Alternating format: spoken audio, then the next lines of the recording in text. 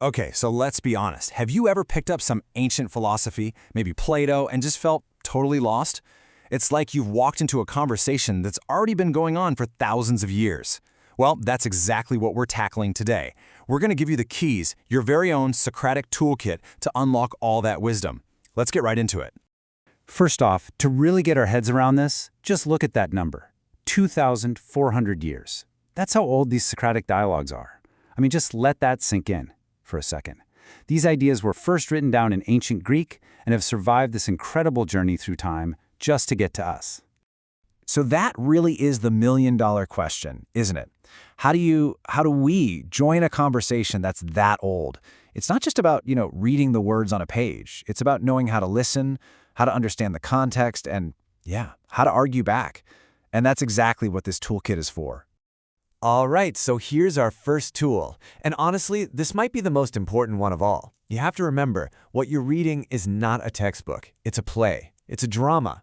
And that changes everything. See, a textbook just lays out facts for you to memorize, right? It's objective. But a Socratic dialogue? Whoa, that's a whole different ballgame. It's all about character, personality, and motivation.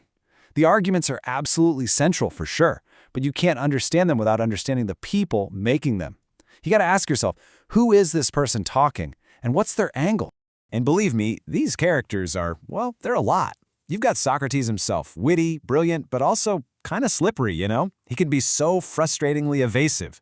Then some guy like Euthyphro shows up just oozing confidence, a real know-it-all.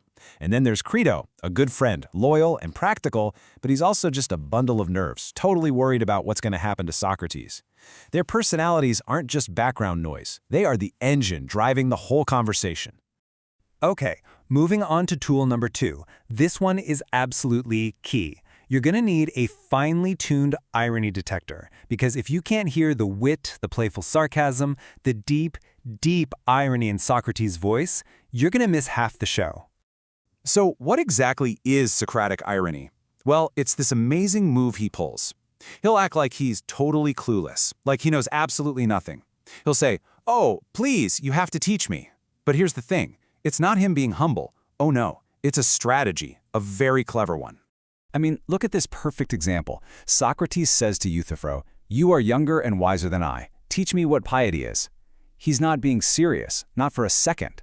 What he's really doing is setting a philosophical trap.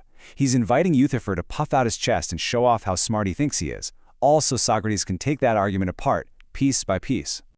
And you got to understand, this isn't just Socrates being a smart aleck. It's not about scoring points. This irony has a really profound philosophical purpose.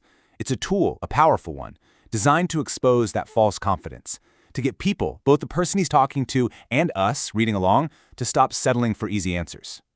All right, tool number 3. Let's call this one the argument map. Because once you get past all the drama and the clever irony, you start to see something amazing. These conversations aren't just random ramblings. Nope, there's a pattern, a predictable structure you can follow. And it pretty much always follows the same steps. Step 1, Socrates kicks things off with a big, deceptively simple question, like what is justice or what is courage? Step 2, the other person, usually super confident, gives a definition. Step 3, Socrates starts poking at that definition with a series of questions. And step 4, that definition falls apart. And then what happens? Step 5, the whole process starts all over again. Now here's why that map is so useful. Because once you know the pattern, you're not just watching anymore, you're participating.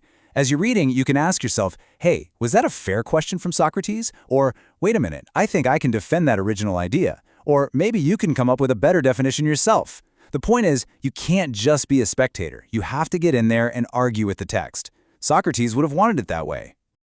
Okay, I know what you might be thinking. This all sounds great, but a lot of these dialogues, they just kind of stop, right? There's no big, satisfying answer at the end. It can be super frustrating.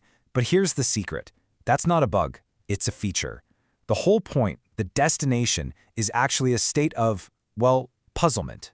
Yeah, the ancient Greeks even had a specific word for it, aporia. It literally translates to without a path. You know that feeling? When you're just completely stuck, you don't know which way to go, and you realize that the answer you were so sure about is gone. It's a kind of confusion, but, and this is the important part, it's a productive confusion. And this is the part that can kind of blow your mind. For Socrates, getting to that state of aporia isn't failure, it's success. It's the whole point of the exercise. Why? Because wisdom, real wisdom, can't even begin until you admit that you don't know everything. That feeling of being totally lost, that's not the end. That's the starting line. One of the guys talking to Socrates described it perfectly. He said, "Socrates, talking to you is like getting zapped by a torpedo fish. You know, like an electric ray." He said it leaves you feeling numb, like your brain just freezes up and you can't even think straight anymore. That right there, that's a perfect description of aporia. And what's Socrates' reply? He doesn't gloat. He doesn't say, "Ha ha, I got you." He says, "Look, if I'm a torpedo fish that stuns other people, it's only because I'm stunned too." He's not some all-knowing guru. He puzzles other people because he himself is completely puzzled. So when you feel that confusion, just remember, you're in the same boat as Socrates himself. So there you have it. That's your Socratic toolkit. The dramatic lens, the irony detector, the argument map, and finally, embracing the goal of puzzlement. You've got the tools. Now it's your turn to actually use them. Because here's the bottom line, the core takeaway from all of this. Philosophy isn't a spectator sport. You can't just sit on the sidelines and watch someone else think. It's not about memorizing a bunch of facts. It's an activity. You've got to roll up your sleeves and get your hands dirty. You have to do it for yourself. And all of this leads to maybe his most famous and definitely his most challenging idea of all. Socrates famously said that the unexamined life is not worth living. Think about that. A life where you're not asking these hard questions, not wrestling with these ideas. He's saying it's not even worth it. That is a heavy, demanding thing to say. And so, that's where we're going to leave it. We've given you the tools, we've walked through the process, but the final, most important question, well, that one's for you. Do you agree with him? Is the unexamined life really not worth living?